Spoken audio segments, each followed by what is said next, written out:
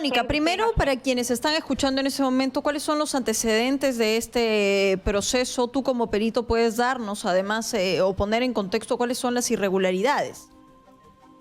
Bueno, los antecedentes se pueden encontrar de manera clara en la página administrada por el Organismo Supervisor de Contrataciones del Estado, en la página llamada SEACE.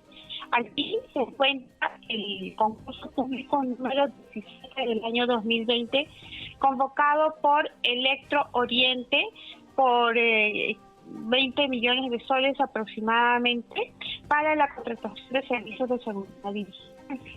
Como podrán apreciar los radio oyentes y los seguidores de Exitosa en www.ceace.gov.pe, este proceso fue convocado en septiembre de este año y en diciembre se otorgó no solamente se otorgó la buena pro, sino que el contratista firmó ante un notario el contrato, es decir, convocaron al concurso público.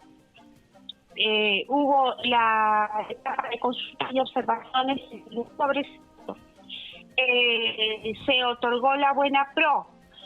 El ganador de la buena pro presentó la firma del contrato. Ante notario firmó el contrato.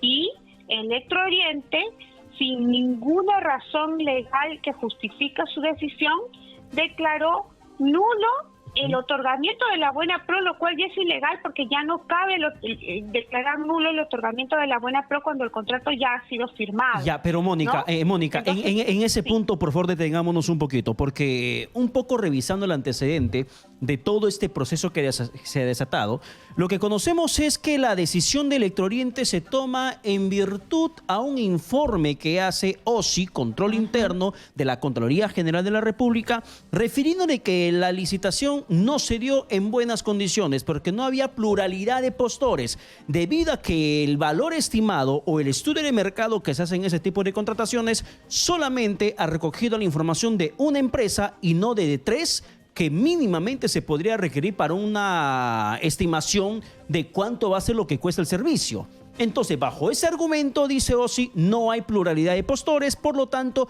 no se puede dar visto bueno a una licitación. Yo creo que es necesario investigar a los funcionarios del órgano de control institucional que han hecho esa recomendación como si fueran parte ejecutiva de Electro Oriente, ¿no? Y aquí yo creo que hay indicios de una negociación incompatible con su cargo, además, porque me parece que están incurriendo en falsedades. No pueden hablar de falta de pluralidad de postores cuando se están solicitando cotizaciones, porque en el momento de la solicitud de cotizaciones en los actos preparatorios todavía no podemos hablar de postores. Y además, ya durante el proceso de selección, una vez convocado el proceso de selección, hubo una etapa de consultas y observaciones que yo he revisado y ningún participante solicitó que se elimine requisito alguno de las bases. Ya. No solicitaron. Si alguno de los participantes hubiera dicho, este requisito restringe la competencia, podríamos decir que el órgano de control institucional tiene la razón, pero ninguno de los participantes argumentó eso. El órgano de control institucional, la gerencia general y algunos otros órganos de Electro Oriente se han puesto en el lugar de los participantes que no ganaron la buena pro, haciendo las veces de abogados. Pero de Mónica, ¿cuándo OSI puede intervenir? Un poco para entender qué es lo que está pasando en este caso. ¿Por qué? Hablamos de un proceso de convocatoria. Hay la convocatoria, las bases se publican, hay un posterior proceso de bases, de integración de bases, que quiere decir que los postores o los que quieren participar en el proceso han hecho consultas y estas han sido aclaradas. Hay buen tiempo, no es que se trata de una semana, de 2 o 3 días, hay buen tiempo que ha pasado. Entonces, si en todo ese tiempo OSI además acompaña el proceso en todas sus etapas, ¿cómo es que emite un informe de ese tipo recién posterior a la firma del contrato? ¿Puede OSI hacer eso? Mira, en todo procedimiento legal hay un principio que es el de justicia, ¿no? Y no es justo para los proveedores del Estado que luego que han pasado todas las etapas del proceso de selección, ya han presentado los documentos para la firma del contrato, han firmado el contrato, aparezca OSI como un as bajo la manga y diga el estudio de mercado estuvo mal hecho. Lo cual, además, ahora, acaba de mencionar usted un principio que es el de justicia, pero ¿aplicaría también el principio de oportunidad? Porque vamos, procedimentalmente hay etapas que tienen que ir rigiendo y OSI llega tarde, llega una etapa después, cuando ya el proceso finalmente avanzó. Mira, no solamente tenemos el criterio de la oportunidad cumplido, sino también el principio de seguridad jurídica que no es respetado por sí y no es respetado por y no es respetado por el gobierno en general, ¿no? Son capaces de irse hasta la partida de nacimiento del contratista con tal de declarar nulo un contrato, y esa es una práctica recurrente en los contratos del Estado, y es por eso que no hay obras, es por eso que no se compran vacunas, es por eso que no se compra lo que se necesita, que allí donde un proveedor del Estado logra ganar sin entregar ningún soborno un proceso de selección, una licitación o un concurso público, el gobierno, a través de cualquier estratagema, trata de anular ese contrato. Y desde mi punto de vista, eso es lo que ha sucedido en este caso. O sea, pero a ver, volviendo al tema de OSI, porque el directorio ha emitido, incluso el directorio de Electrooriente, ha emitido un comunicado en el cual dice que se amparan en la información que proporcionó OSI. O sea, ellos se amparan en el rol que ha cumplido control interno de la Contraloría General de la República, pero de forma tardía. Pero si estaban acompañando en todas las etapas, aún no me cabe en la cabeza cómo es que OSI no se dio cuenta de forma oportuna esta supuesta falta de pluralidad de postores. Por otra parte, Mónica, ¿qué es lo que se estaría perpetrando en este caso en particular si Electrooriente declara nulidad una licitación que se dio en buena lid y con una reacción tardía de control interno de la Contraloría? Bueno, en primer lugar, es sumamente sospechosa la actuación del órgano de control interno. Yo creo que es necesario que el Ministerio Público investigue de oficio la presunta organización criminal que se habría armado para eliminar la buena pro, para anular el contrato que ya se encuentra firmado, y no solamente perjudicar a un contratista, a un inversionista nacional, a un empresario nacional o a una empresa nacional, ¿no? Y a los no sé, creo que son aproximadamente 400 trabajadores los que se perjudican con esta decisión irregular de Electrooriente, y que ha sido y que ha tomado como pretexto una actuación sospechosísima del órgano de control institucional. Está dañando también a los usuarios del servicio de electricidad brindado por Electrooriente, porque eso que nos vienen los recibos es si es que los funcionarios de Electrooriente están, como yo creo que es, beneficiando a otros postores que no ganaron el proceso de selección y que no quisieron apelar porque sabían que iban a salvarlos los funcionarios de Electrooriente, como si fueran el Chapulín Colorado, que ha llegado a salvar a los postores que no ganaron la buena pro, ¿no? Con eso significa que debe haber allí un interés particular que perjudica también a los usuarios de Electrooriente. Y aquí hay que tener en cuenta algo muy importante.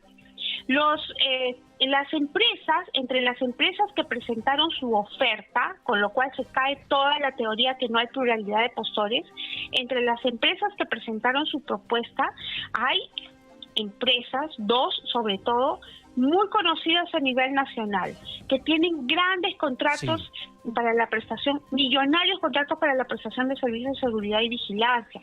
Una de esas empresas está vinculada, es prácticamente la misma que ha sido sancionada por el OCE por presentar documentos falsos, adulterados. Esa es una de las empresas que resulta beneficiada con esa nulidad declarada por el gerente general de OCE.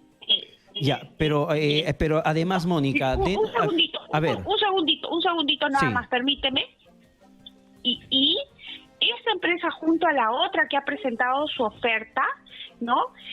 Ya tienen experiencia vasta en procesos de selección, y a mí me hace pensar que deben estar asesoradas por un gran estudio de abogados en Lima. No olvidemos que la presidenta del Consejo de Ministros, la señora Violeta Bermúdez, está casada con un señor que hasta hace muy pocos días fue socio del estudio Checopar, el defensor de Odebrecht, por un lado. Ya, y coincide que la señora Violeta Bermúdez integra el FONAFE, que es el organismo que administra Electrooriente. Entonces, allí el Ministerio Público tiene que realizar una investigación al más alto nivel, porque estos malos funcionarios de Electrooriente no actuarían con tal impunidad si es que no tuvieran el apoyo político. Si no se sintieran respaldados. Ok, Electrooriente ha tenido un comunicado... ¿Se fue, Mónica? Sí. ¿O porque no la estamos viendo? No. Vamos a, si podemos recuperar la imagen en controles. Sí, Mónica, vamos a recuperar las imágenes en controles, por favor, de esta conversación que estamos teniendo con Mónica Ya, y es experta Esto es grave. En tema de licitaciones que está conversando con nosotros. O sea, esta última parte, y nosotros, por supuesto, que exigimos que se haga una investigación al más alto nivel y de manera rápida, es que precisamente las buenas pros, los procesos se caigan, porque hay detrás siempre alguna estrategia, no solo con intereses, sino que haya finalmente algún respaldo político para que esto quede en nada. Pero no me queda bastante claro en realidad la forma como Electrooriente termina procediendo, más que Electrooriente, que es una empresa que administra el servicio eléctrico en regiones de la selva peruana, Iquitos, San Martín, Huánuco, Ucayali, Amazonas. Toda la región amazónica es justamente controlada en el tema de suministro de energía eléctrica por Electrooriente. En el caso de Iquitos es la sede central. Y que esta empresa eléctrica se ampara un informe de OSI que llega recontra tarde. Porque, como bien dice Mónica Yaya, no se puede hablar de falta de pluralidad de postores, porque estamos hablando de una etapa de la estimación del presupuesto que se tiene que asignar para ese servicio. Sí. En el estudio de mercado, para poder fijar el valor estimado, ¿cuánto me va a costar el servicio? Consulto a B, C, D, E, F, G, las empresas que mejor se me ocurran. Y acá justamente la empresa que ha sido afectada, la empresa Gepi Selva, dice que se ha consultado a 17 empresas. Han sido consultadas. Solamente que no han mandado toda su propuesta de cuánto podría costar un servicio. Eso fija el valor referencial del servicio que se va a contratar. Posteriormente se convoca ya la licitación. En la convocatoria sale ganando Gepi Selva y termina diciéndose, oye, un momentito, acá no hay pluralidad de postores. Pero si en todo momento OSI estuvo acompañando el proceso de contratación, ¿cómo es que no se percató que hay esa supuesta falta de pluralidad de los participantes en el proceso de contratación? Que habida cuenta equivale a 21.266.292 soles. O sea, hay 21 millones de razones para que se quieran traer abajo esta licitación en caso de que haya alguna maniobra claroscura o recontraturbia en contra de esta licitación que la empresa justamente se adjudicó. Y que es más, Claudia, según el antecedente que muestra la empresa en la denuncia que está haciendo en estos momentos, tuvo que ir con notario a la oficina del Electrooriente a decir, oye, pues, ayer era para firmar contrato, ¿qué ha pasado? ¿Por qué no me llamaron? No, es que el gerente se fue de viaje. ¿Cuándo llega? El 24. Ok, firmamos el 24. Tuvieron que ir con notario otra vez para que obliguen a Electrooriente a firmar el contrato que tenían y a que suscribir, porque se había hecho la fase de perfeccionamiento del contrato ampliamente superado y simplemente no fue respetado. Y ahora tenemos esta situación que termina generando un halo enorme de presunta corrupción que tiene que ser aclarado. Reiteramos, Electrooriente pertenece a FONAFE. FONAFE pertenece al MEF, que es justamente FONAFE, es el organismo, es como la corporación estatal que administra todas las empresas públicas del país. Dentro de estas, Electroperú, dentro de estas, Electrooriente, que es justamente la que en esos instantes se encuentra en el ojo de la tormenta. En el ojo de la tormenta. No sé si recuperamos la comunicación con Mónica para seguir... Y un datito más, Claudia, que se me estaba pasando. A raíz de la declaratoria de la nulidad, lo que está ocurriendo es que Electrooriente está intentando contratar a dedo por desabastecimiento inminente del servicio. Como no hay el servicio de vigilancia, entonces contratamos a dedo. Oye, qué rico. Así es fácil, pues. O sea, te traes abajo un proceso de licitación, Luego con me das una- un porcentaje de esa licitación y aquí no pasó nada. te traes abajo la licitación, declaras nulidad, incluso el proceso que ya se firmó contrato, declaras desabastecimiento y contratas a dedo a otra empresa. Entonces, ¿cuál dedo nos chupamos? Es para decir, en una situación de esta hay mucha explicación que se tiene que dar desde la empresa Electrooriente en la ciudad de Quito, donde valgan verdades. Conozco de cerca muchas denuncias de corrupción que se habría dado incluso en su oportunidad dentro del mismo órgano de control interno, que habrían jugado incluso en pared en más de una ocasión. Sí. Tenemos la comunicación a Comunica ya haya recuperado, hay una interferencia, nos señalan, hay complicaciones en la señal que nos ha jugado una mala pasada incluso con el y congresista qué Franco Salinas. Sí, qué mejor que Mónica que pueda cerrar lo que es una grave denuncia con graves indicios de estas irregularidades y finalmente que los responsables salgan al frente a dar las explicaciones del caso. Y que esto pase de una vez y que la investigación sea de manera rápida. Estamos hablando de una empresa, como tú bien señalas, que es una de las más grandes en el nororiente peruano. Esperemos tener a Mónica ya la tenemos estamos ahora sí. comunicados. Mónica Yaya de nuevo en la línea. Mónica. Aquí estoy, a Ahora su sí. servicio. Bueno, sí, lo importante es cerrar esta ruta de investigación con grandes visos de irregularidades, pero esto último nos genera mucha preocupación. Lo que acabas de señalar es un rompecabezas político que tendría detrás este respaldo para llevar a cabo este tipo de procesos irregulares. Así es, porque los funcionarios públicos han actuado, incluso los del OSI, con una osadía que solamente puede ser explicada porque tienen el respaldo político de FONAFE, que es quien administra Electrooriente. Y además, de acuerdo a la información remitida por los accionistas de la empresa perjudicada, que es la empresa Hepsi, habría también actuado un altísimo funcionario del Ministerio de Energía y Minas, excediéndose en sus funciones, porque no es parte de las funciones de un miembro del directorio decidir o recomendar, siquiera recomendar que se declare nulo un proceso de selección. Yo espero que lo que dice el señor accionista de Hepsi no sea verdad, ¿no? Porque habría allí cometido también una grave irregularidad que merecería ser investigada también por el Ministerio Público. Entonces, y hay otros hechos que acompañan esta situación. No solamente el haber retrocedido hasta un supuesto vicio en el estudio de mercado que de haber existido es intrascendente porque se presentaron los postores, porque nadie hizo ninguna observación a esas bases, ¿no? ¿Cuál es el error de fondo entonces, si no es este? ¿Cuál es el error de fondo? Bueno, yo he revisado todo el proceso en el SEACE y no hay ningún error en el otorgamiento de la buena pro. Esa es la verdad. Entonces, Mónica, ¿cuál es la intención de fondo? Creo que favorecer a los postores, algunos de los otros 3 postores que se presentaron y no ganaron la buena pro. Y con esta estratagema de OSI, en combinación con otros funcionarios de Electrooriente, evitarles la fatiga de interponer una apelación y arriesgar su garantía, porque además sabían que quien ganó la buena pro lo hizo en buena ley. Entonces, para evitarles que interpongan un recurso de apelación y arriesguen su garantía, anularon el proceso de selección, en donde ahora quien tendría que defenderse es quien ganó bien la buena pro, ¿no? Y repito, entre esas 3 empresas que no ganaron la buena pro, hay 2 empresas muy grandes. Yo no quisiera pensar que los asesora el estudio Echecopar vinculado a la presidenta del Consejo de Ministros que integra el FONAFE y que administra Electrooriente, ¿no? Una de esas empresas está vinculada además a otra empresa, prácticamente es la misma, que está sancionada e investigada por el Ministerio Público por haber adulterado documentos.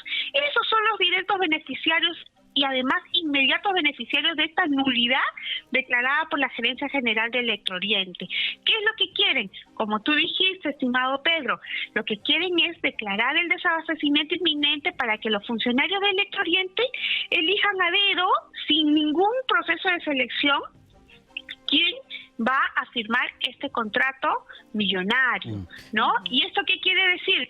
Que no importa, o sea, se tiran abajo todo un concurso público, por gusto, el estándar, los postores presentaron, presentaron sus documentos para saber quién iba a ser el ganador de la Buena Pro. Por gusto, el que ganó la Buena Pro tramitó seguramente su carta fianza ante el banco, que debe ser una carta fianza de altísimo valor, ¿no? Para firmar el contrato. Por gusto fue a firmar el contrato.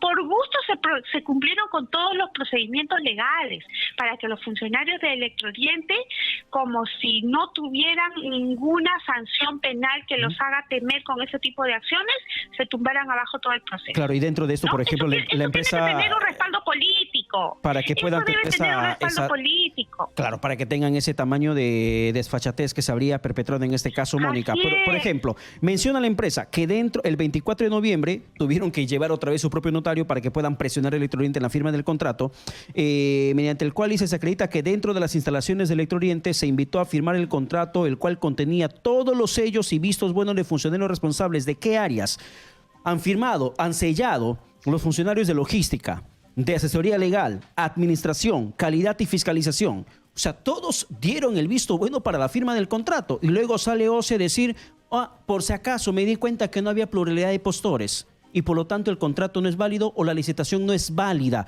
Pero ¿cómo, Mónica, no puede existir pluralidad de postores si habían 4 participantes? No se trata de uno. Y nadie, eso primero, y nadie observó la supuesta falta de pluralidad en la etapa de consultas y observaciones a las bases. Ninguno lo hizo. Ninguno solicitó que se elimine requisito alguno, porque todos los requisitos que están en esas bases, yo los he comparado con bases de otros procesos de selección y son requisitos necesarios. Sí, es ¿Cómo lo que no dice, se va a necesitar? Es Por lo que supuesto, dice ¿cómo no se va a necesitar? el medio ¿Cómo probatorio. no se va a necesitar que cuenten con las autorizaciones de su CAMEC? Sí. Aquí dice... En las 3 jurisdicciones en las cuales se va a prestar el servicio. El mérito de la copia legalizada de la publicación de consentimiento de la Buena Pro, con el cual se acreditó que el concurso público 017-2020 de primera convocatoria no fue impugnada y fue ganador absoluto del concurso público para brindar este servicio. Eso forma parte de uno de los medios probatorios que además hablan de lo que acabas de decir, de esta primera etapa que nadie observó y que siguieron adelante con este proceso. Tuvieron 2 oportunidades los otros postores para oponerse. Primero, en la etapa de consultas y observaciones a las bases. Y segundo, cuando se declaró al ganador de la Buena Pro, tuvieron 8 días para impugnar ante el OCE y no lo hicieron. ¿Por qué? Porque sabían que los funcionarios de Electrooriente seguramente iban a defenderlos, iban a evitarles que inicien que interpongan el recurso de apelación. Ojo, cuando un proveedor del Estado o cuando uno de los postores quiere, por ejemplo, hacer una consulta o una observación, tiene un plazo, es un plazo preclusorio. Es decir, se le pasa el plazo, lo siento, tú ya no puedes hacer ninguna observación. Y nadie hizo uso de ese plazo.